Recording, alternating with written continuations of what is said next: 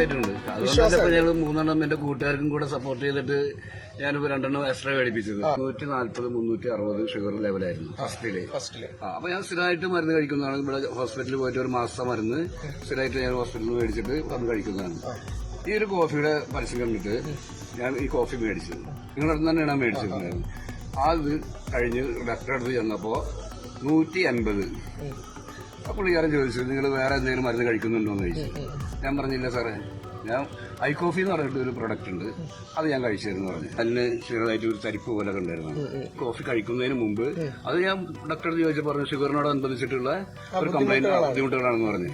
അപ്പൊ അതിനൊക്കെ ഒരുപാട് എന്ന് പറഞ്ഞാൽ ഇപ്പൊ അതില്ല, ഇല്ല മാറി. അത് എനിക്ക് ഞാൻ വിശ്വാസമുണ്ട്.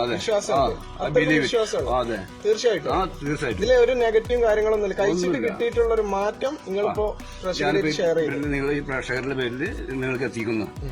കാരണം വളരെ വിശ്വസിച്ച് നമുക്കിത് കഴിക്കാൻ പറ്റാവുന്ന ഒരു പ്രൊഡക്റ്റ് ആണ്. നല്ല 100% നാച്ചുറൽ പ്രൊഡക്റ്റ് ആണ്. യാതൊരു സൈഡ് എഫക്റ്റ് കാര്യങ്ങളൊന്നുമില്ല.